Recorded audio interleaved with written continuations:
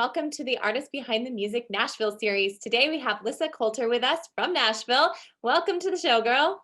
Thank you so much for having me. It's great to be here. Yeah, how are things down in Nashville? They're good. They're a little slow with everything going on, but you got to find a way to keep pushing and moving forward. That's right. That's really the whole theme of this whole year is persistence and, just being patient and allowing whatever is to be to be. Yes, yes. How have you found 2020 for you? What kind of stuff did you kind of go through and process, move through? What was it? What was your experience? Yeah, so at the beginning of the year, I had 22 dates set up with another artist, Chelsea Sulky. We had this tour that was ready to go called the Every Brunette Needs a Blonde tour, and she was the blonde and I was the brunette, and it like kind of just like worked out like really really perfectly. Like it just the theme of it all. We had 22 days. We were ready to go. It was like going to be like a month and a half. And then COVID hit on our like going into our fifth show. We were back in Boston, which is where I'm originally from, and we had our first Boston show canceled. And I was like, okay, like it's fine, like it's just like it'll go away in a week. Like everyone will like realize this is like silly, whatever. Like I really thought that I was like, this is like it's fine. Yeah. And then like the numbers started like rising, and like things started getting more serious. And then like the rest of the tour was actually canceled. So within that I kind of sat there for like a week, and I was like, okay, like what do I do with this, like, and I like just got brainstorming for a whole week. I was like, what can we do? And I was like, okay, well, you know number one, I was going to do a tour with a friend, so maybe there's like a way that I can incorporate my friends into something online. So I ended up doing like an Instagram live, like Lyssa and Friends tour, and it was like Friends the TV show themed because I love Friends. Oh, I love um that so too. I thought it was like the perfect opportunity. And once a week, I brought like a new artist on, hanging out. We played music, went back and forth, talked, stuff like that. And it's just been like trying to keep, like Instagram lives and the music live. Right now, people are really like in that time where they kind of like really need hope. And I wanted to like keep that hope alive. Like, and that's what music does for people. It allows people to like step out of their everyday lives and like go into like what their own different world, or a world that they just kind of want to be not stressed in. So there was that. And then I also took it as a year to kind of discover myself, not just like as a person, but also within the music that I'm putting out. I wanted to kind of focus on what I wanted to put out in the future, because for me, I want my songs to really touch people. I love the music that I have out now, but I want my music to tell more of a story, and kind of get deep and vulnerable into who I am as a human, and hoping that relates to others. Yeah, that's great. I think this year has been just a very interesting year for everybody on a different level. How did you kind of process that feeling of being on this high from out on tour to, oh, I have to stay home? What were some kind of tools you used to move through that shift and that transition? Yeah, I think the crazy thing is it didn't actually hit me until like last month. Mm, So like I kind of was like, let's go, let's go, let's go, let's go. And then I did 6 dates in September, October, and then like end of October, we were super fortunate. We were super like we took all precautions we needed to. But at the end of October, for me is actually when it hit, and it was like I only did 6 dates. Like what the heck is that about? And like it started sinking in, like end of the year kind of slowly coming up on us, right? So like it's like wait, we didn't do anything this year. And I have to like kind of go back and say, no, like you actually did. Like you were on, these festivals, like for, online stuff. You were doing these, like, and it's a lot. It was like definitely a lot of reflecting on like what I have done this year, and like saying like you made the most of it, and like remembering to encourage myself through that. I think at the beginning it was more of just I was so focused on like how do we adjust? How do we adjust? How do we adjust? How do we adjust? Where when I'm down in Nashville, my mindset kind of changes and goes into like a different gear than when I'm back home. And I like it kind of all sunk in October. I stayed home until end of August, and then I came back here, did the 6 days, and then it started actually sinking in, which is kind of crazy. no, I get that. It was kind of like that for me too. It wasn't until recently that it really hit what is going on in the world. Like, what have we transitioned to? I think I'm very similar. It's just go, go, go. How do we pivot? How do we move forward? How do we shift, change, go? Coming up with all these different ideas. And it's kind of almost like a distraction from, even though it's great things and I love doing all these things, it sounds like you as well. It's just keeping yourself busy sometimes can be a distraction to, I guess, the reality of how things have shifted so drastically. Yeah, for sure. Like a reality and like the emotions that like you're going through. Like, it's kind of like when we are so busy, and I'm sure you can relate to this, when we are so busy, we just tend to like shove the emotions that we're feeling like kind of back because it's like my goal like in life here is like to make this and to do this. And like I don't want anything, getting in that and I don't want anything getting in the way of that. But like then again, you have to kind of like look back at you and say, okay, like you're not taking care of you though. We need to find a balance. Yeah, taking care of yourself is so important. And it's very easy to get caught in like just taking care of everything around you that you forget to take care of you. And Yeah. that's something, as a preacher of self care and self love, I often will forget to do that for myself as well. Yeah. So, my new Oh, morning ritual is meditating, a little bit of yoga, some tea instead of coffee, the yeah. slow down thing. Yeah, I recently just started like working out. Like I'll get up at like I started getting up 2 hours earlier. So like instead of like 9 o'clock, I'll get up at like 7 o'clock and like Yeah. hitting the gym. But like not because like I'm like, oh, I need to lose weight, but because it like I realize like how good it makes me feel. I'm like, oh, I feel great after this workout. Like, let's go, let's get our day started. And like just going literally for like a 40-minute like brisk walk, like on the treadmill. Like, holy crap. I was like, this is a whole new level of like self-care. It is taking care of yourself in various forms, whether it's, go, go, go, like fitness stuff, or as slowing down the meditation stuff, Yeah. whatever your body and your mind need, I think pay attention to that, right? Yeah, for Yeah. sure. For sure. But that's great. I'm glad to hear that. That's something I've kind of shifted to. I'm like, I would love to be in the 5 a.m. club, like would love to be able to do that. Right. I just can't. I just Oh, I know what you mean. Like during tour season, like there's no way I'm in the 5 a.m. club unless I have to like get up and like start traveling that early. But like other than that, like when shows end at like 1 a.m. and you're not home until 2, you ain't getting up until 10 a.m. the no next morning. way. No But way. like now that all that's over, I'm like, okay, but like Liz, you're like a really productive person. So like you need to get up at 7 o'clock. 7 o'clock is a good number. I'm in the 7 a.m. Right? club. I like that one. Yes. I like that one too. Yeah. And you know what? They say 5 a.m. are the most successful people, but I think 7 a.m.s can be just as equally successful. I agree. Like that gives Just you more than amplified. 12 hours. Yeah, I'm Like about it. you're good. Like you've gotten to like, I'm someone who like I wake up at 7 and I go to bed at 10. Like, and you still got plenty of time to sleep at that point. Exactly. Sleep is important. So let's talk about your company, Cloud9. Tell us a Yeah. little bit about that and how you founded that and what kind of got you into that line of work. Yeah. So Cloud9 is my artist development company that I started. I think it's almost been 2 years, which is like, what? I don't understand. So actually the kind of like the little story behind Cloud9 is that I wanted to start an artist development company when I was a little more developed as an artist, but living back in Boston, I had someone who came to me and was like, hey, like I really love what you're doing on social media. I love what you're doing as an artist. Like you've only been doing this for like a year and a half. Like I would love to have you like help me start up this company. And I was like, yeah, like like I kind of in my head I was like, I don't know, but I still was like, yes, like let's give it a shot. And so Yeah. I did like a few meetings with him, and the meetings were great. We'd launched, and then about a month and a half in, he had some stuff that he was going on with him, and he just kind of had to, like hang out for a bit and do his own thing. So I kind of took Cloud9 over and just kind of made like what I could out of it. And I'm so excited. I think we've developed like over like 15 or 16 artists within like the past 2 years.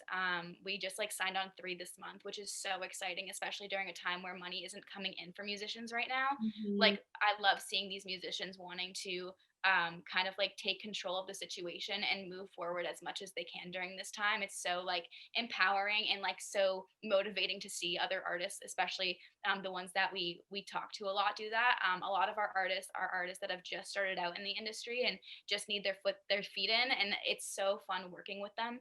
Um, we go a lot through like the business side of artist development, a lot through how to book your own tours, how to just book a few local shows, getting your branding all set, why branding is important, social media tools and tips and all of that. But we also just started partnering up with Darcy Productions, who is Brandon Darcy. He is from Nashville, and he's actually from the Boston area, which is originally when I'm from. So when he reached out to me, I was like, oh my gosh, we're both from Boston. That's awesome. But we're excited to be working with him. So now we have a producer on our team that we're able to get our artists to, which is so exciting to just be able to continue to provide everything that an artist needs right there in one company.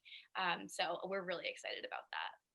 That's awesome. And do you do all of this virtually? Do you just work with people in the Nashville area or all over the world? How does that work? So for us, we tried kind of doing an all over the world thing, but then found that the time change can be super tricky. That was like essentially our main goal. So we do the US and Canada, and we've had 2 Canadian artists so far, which is so cool to say that like we get to work with people like outside of the United States. I personally get super hype about that. Like I'm like, let's go. It's the little things in life. But we also work with artists like all over the US. I have artists in Nashville and New England back home. I've worked with artists in Minnesota, Texas, LA. We've worked kind of with artists all over the map. Oh, it's so cool. I love what you're doing. I think supporting and educating new artists, and not even new artists, but an artist at any stage of their career, I don't think it's ever too late to learn something new. And I think that things change so much that to have a team to work beside that can help guide you and navigate through the ever-changing ways of social media or marketing or the way tours are being planned, or, and especially now everything's so different that it's great Yeah. to have that. No, for sure. And I think that's like the big thing for me is like I never stop learning. I never want to stop learning. I have my own team. And when I stepped into this industry, I was very lucky enough to have a mentor to kind of like lead, like guide me a little bit, but like not everyone has that opportunity. And that's kind of what I realized. And I wanted Cloud9 to essentially be that mentor or team for these people. Like I wanted them to, feel like they have people backing them up even when, the whole world doesn't. It's so important just to have that support, like, within your artistry. It's so important. Absolutely. No, I think that's great. So you're a busy girl. What do you do when you're not doing music or running Cloud9? I hate this question so much. Everyone always If asks you're this like question. me, then you just nothing else. I mean, like I literally am just like Cloud9 and music all the time.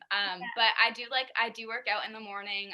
On Sundays, I'm a church and football girl. You will see my sassy patriot posts every Sunday on Instagram.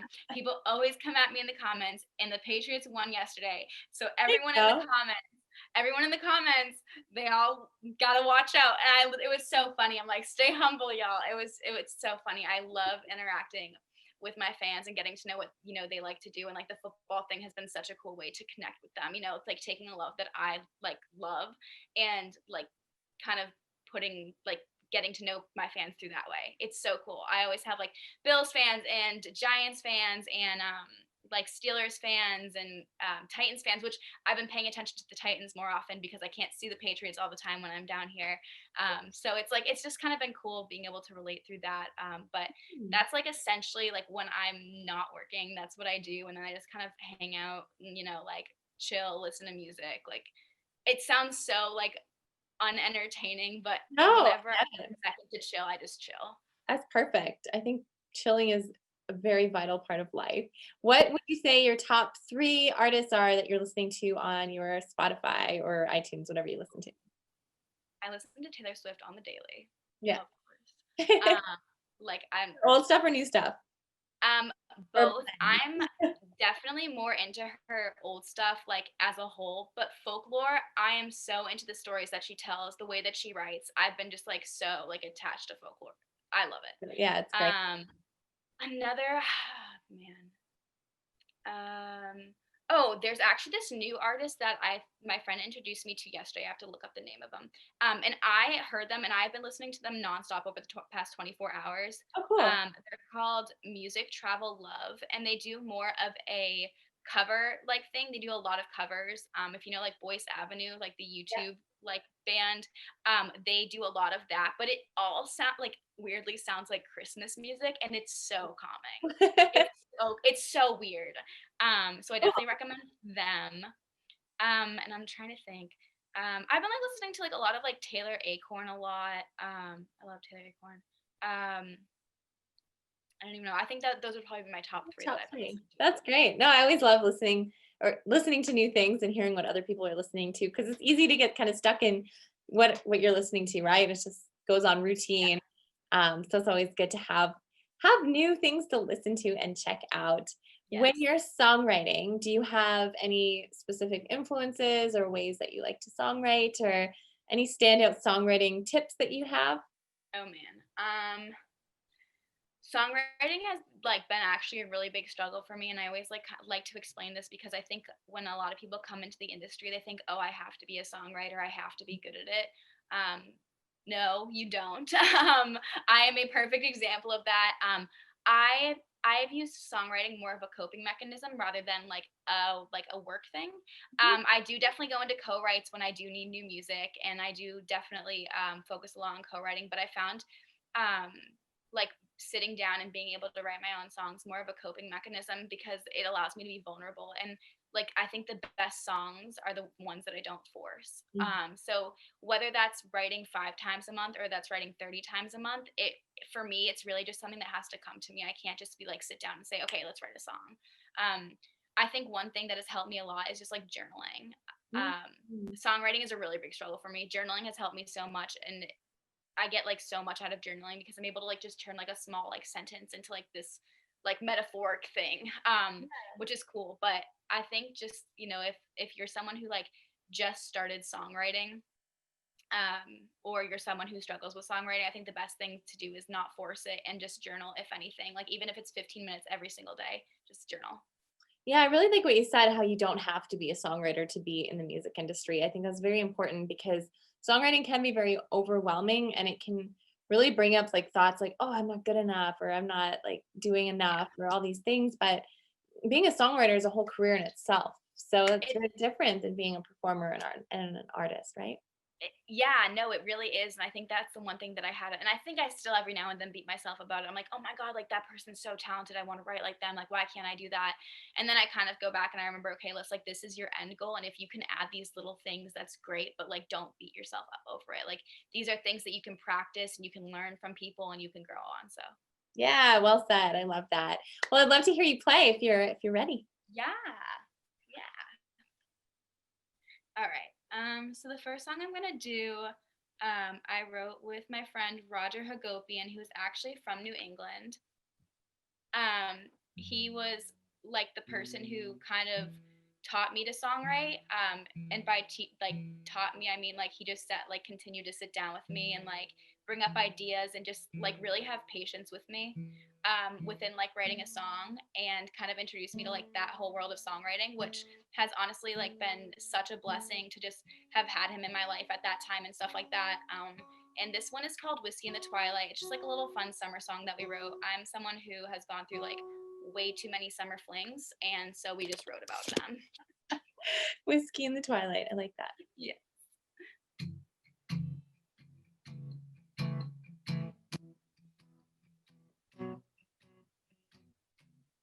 Rendezvous after midnight under the broken streetlight. When I close my eyes, I still see you. We've got 93 summer nights, 1 hour till sunrise. Take a shot of Jack and I'll take 2. 'Cause we're running forwards, walking backwards. And every night I come to you. And every dream brings me to the summer night, sipping a whiskey in the twilight.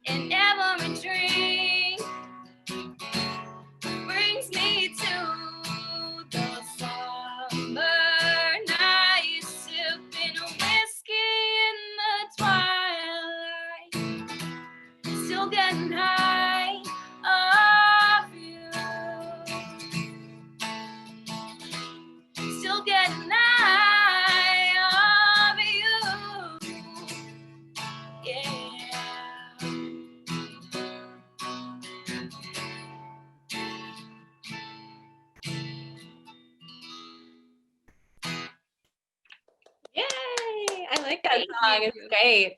Thank you. Good. It kind of made me feel like I was in summertime again. Okay, good. That is the total vibe we were going for. It worked. I was like in a small town, beach town, summertime.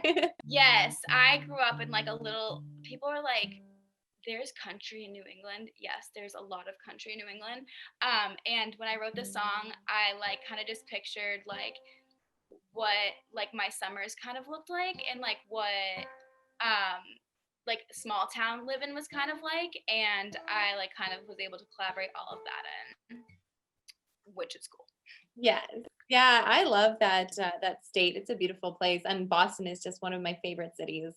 I love it. Oh, I love it. I love it. I definitely miss it a lot, but I think there's like so much from New England that has made me who I am over the years that sometimes it kind of hurts going back. And like I've really found a home within Nashville, which it stinks because that's where my family is, but like I'm also so blessed that I've been able to like find another home.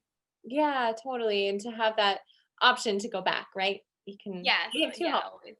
Yes. expanding. Yeah. Oh, that's awesome. What other song do you have for us today? All right. So I was originally gonna do cruising, and then I was like, I kind of want to dig a little deeper than cruising. So I think I'm gonna do this song that I wrote about like 2 months after I moved down here with my friend Allie Keck. And we kind of just like I was going through kind of a friendship breakup with a very close friend of mine, the girl who was a very close friend of mine. And I just felt like I was like walking on glass, and I just didn't really want to be in that situation. And when I brought it up, it didn't bring out very pretty sides of I think either of us. But for me, it was more like, I can't walk on eggshells anymore. But also, like, I'm not going to say F you. Like, I really do wish the best for you. So this is called Wishing You the Best. Oh, This is the non-explicit version. perfect.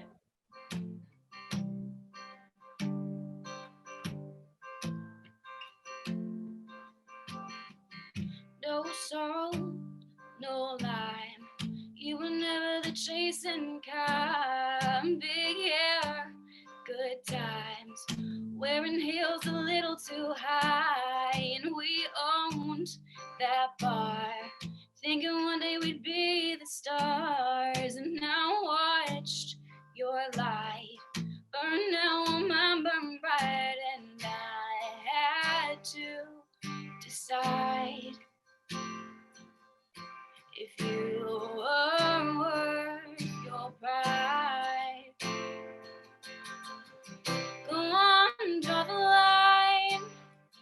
Paint me as a bad guy. Well, I'm throwing water on the fire. 100 miles from Tennessee, and I'll be here if you miss me. But I'm tired of walking on your wire. Suck it up, get it off your chest. But I'll be here, wishing you the best.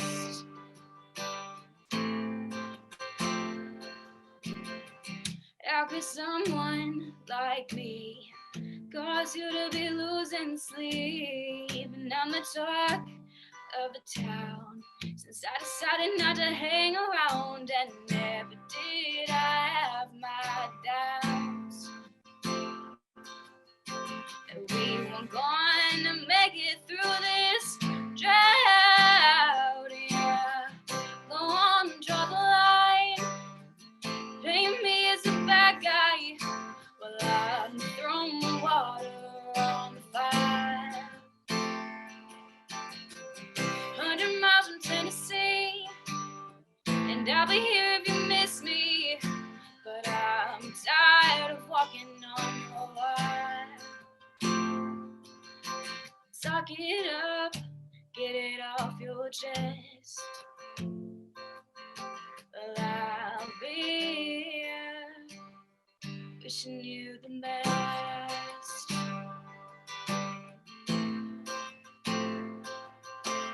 Never did I think you'd throw me away,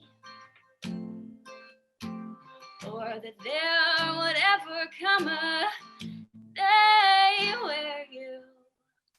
Went ahead and drew the line, painted me as a bad guy, but I'm throwing water on the fire.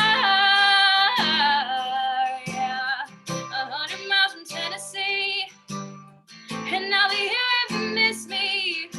But I'm tired of walking on your wire. Talk it up, get it off your chest. Talk it up, get it off your chest. Now cut that out, get it off your chest. While I'll be here, wishing you the best. Sad, but good. Yeah, it's a great song. I love the line, paint me as the bad guy. Go ahead, draw the line, paint me as the bad guy, but I'll be throwing water on the fire. I think that's such a great line. It just really paints a picture of what's happening. Yeah, I think for me it was like I was trying to just like go my own separate way, and like this person wasn't letting me. They wanted to keep like lighting the fire, and they like wanted to keep, you know, talking about me behind my back. And then like I found out like literally through social media, and I was like, stop. Like I just wanted I know that you're super pissed at me right now, like I get it, but like I still want the best for you. Like can we just please just like separately go our own ways, like call it like a like can I raise a white flag, like something. And it just like I was just continued to be painted as the bad guy. And not only like was it behind my back, but it wasn't, because I was seeing it through social media. And I think that's where that line kind of like that whole kind of chorus came from.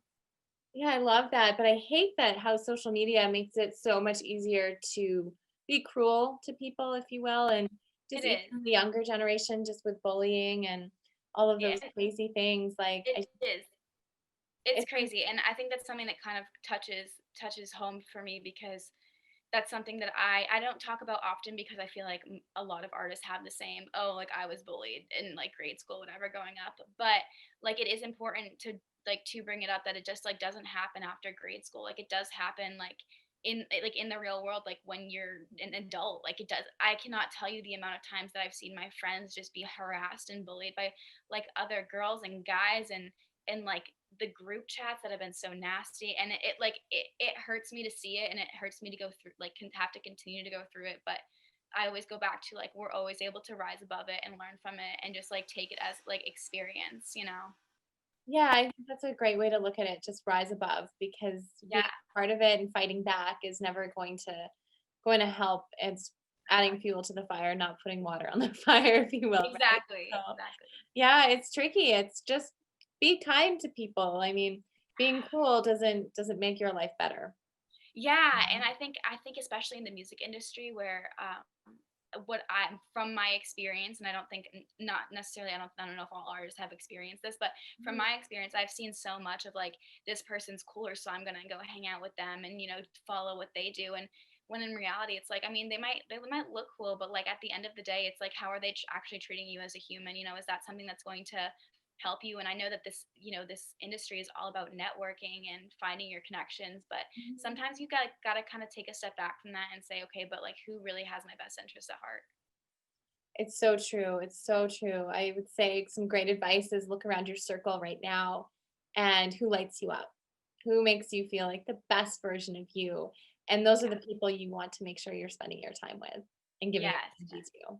Yeah. Yes, I always tell people it's great to have like a smaller circle of friends that like are really great towards you.